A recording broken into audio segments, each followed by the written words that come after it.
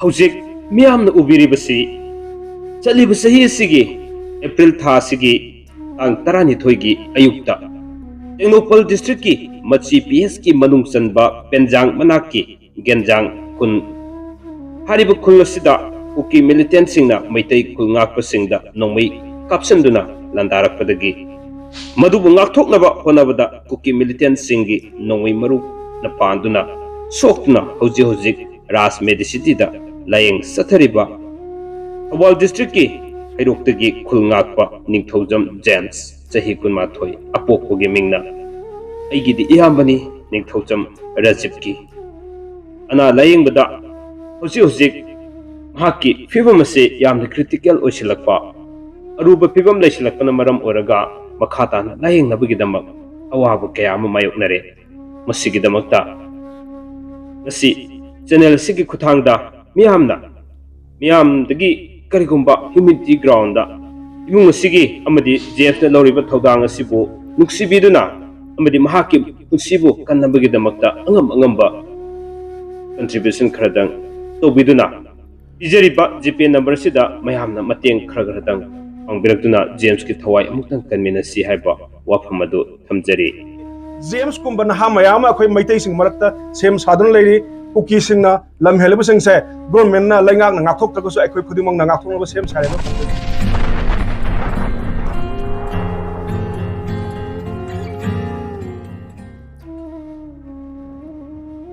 नुक्सिजरब इरिचा सिंगी ख्वाइ खुदिमकी मफमदा अदोंगी मरुप कामसुर मंगांगना तराम नोक्सरी मदि कोकनुन खुरुमजरी ngasi मियामद खुदोल तमजरिबा video सिना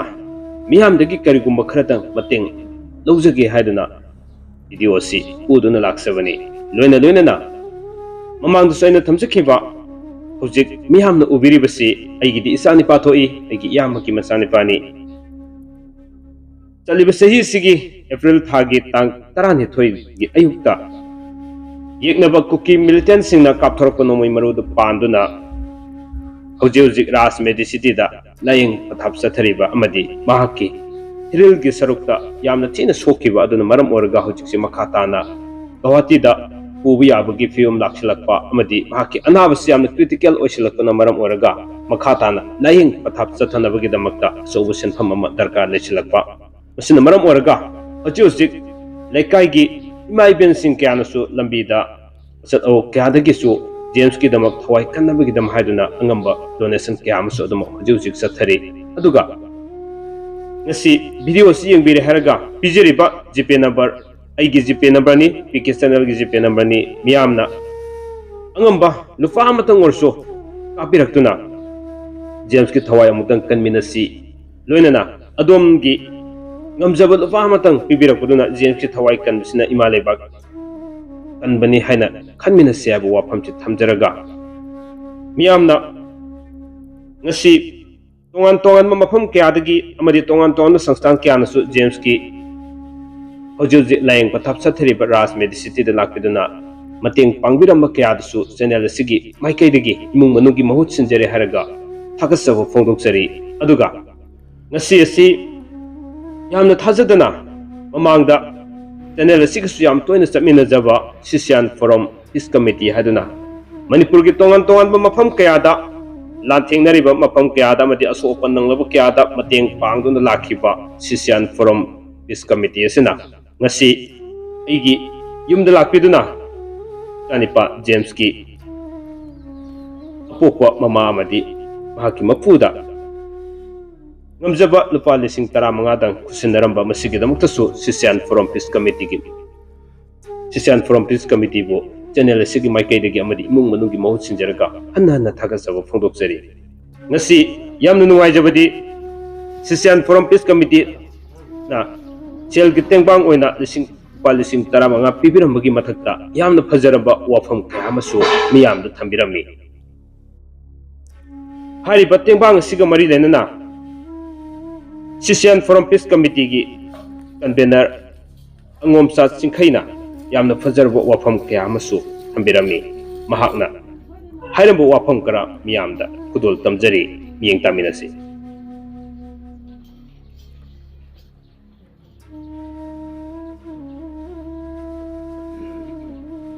हौखिबा April की तांग 12 लिसिंग अनिग कुनमरी इंग सिग्ना लेरुरबा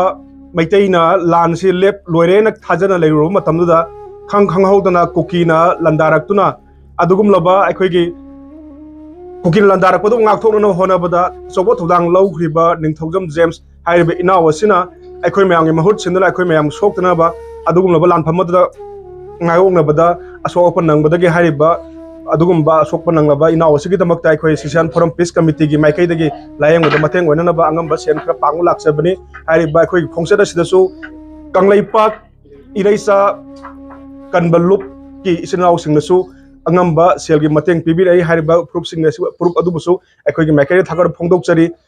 नुमित चहुमगा हुंपु सुरकलबा चही फागदोबा नुमित मरी मंगानेदा ngairaba tangkak asi phawda manipur gi asuk sangna chatharaibा लान नुमित चहुमगा हुंपु सिदा अखोइना तांद्र लाखिबा डिमांड सु हंदो फ्री मूवमेंट रिजिम लौथो मदि एनआरसी चनल हाइब्रिड सिंग तालिबा डिमांड सिंग स्टे सिकयु मखन की डेवलपमेंट अमद उजद्री फ्री मूवमेंट रिजिम लौथो हाइदुना गवर्नमेंट सु लौथोलनि हाइदुना नेशनल मीडिया सिंग याम चाव लाउखरगसु ngarang nahan da manipur gi paukse sing da maru oina phongkiba pauda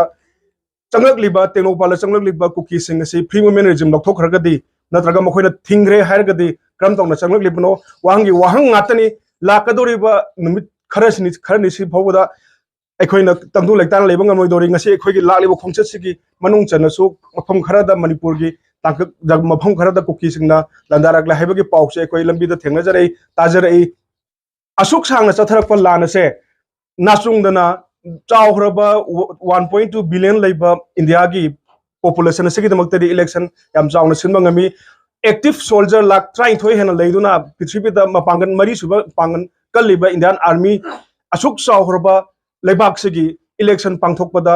असुक चाव यांग्रबा आर्मी की स्ट्रेंग लेरबा लेबाक सिदा मणिपुर की सुमनगी 2011 की सेंसस ता 28 लाख अदुगा हौजिक अप्रोक्सीमेटली 32 लाख 32.4 लाख खतंग लेगिना हैन थाजरी पॉपुलेशन सिगी पिक खरबा लाना से लोइसमंग ngमदबसे मसे अखोइ की माइकैदगी सिसियान फोरम पीस कमिटी की माइकैदगी सु यामना नुंगनांगबा पोइ मसे तोगे यावना तोब खरा लेरबा है वाहंग सिगल होइना मयामदा अखोइ पुनमक same सागिसे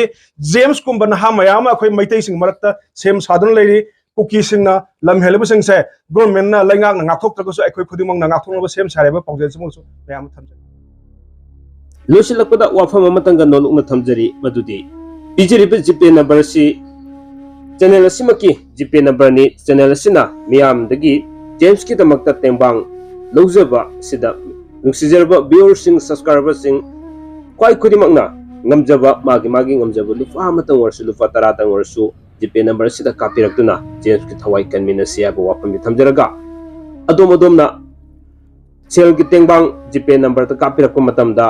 bijeriba jipe number simaksu WhatsApp number ama lejabani hairiba number sida adom gi ming amadi laifam screenshot lawruga thabirakna bagi damuk haiduna khanganjari nonana tengbang pangbirakpa khwai kudimak channel asina miyamda adumak खंगनजगे हागो वाफम से थमजरगा James की थवाई अमुतंग कमेनसी चानिपा James की थवाई अमुतंग कमेनसी पुनमकु अमुक सोना थागसरी कंगलै पाकना याइफरे।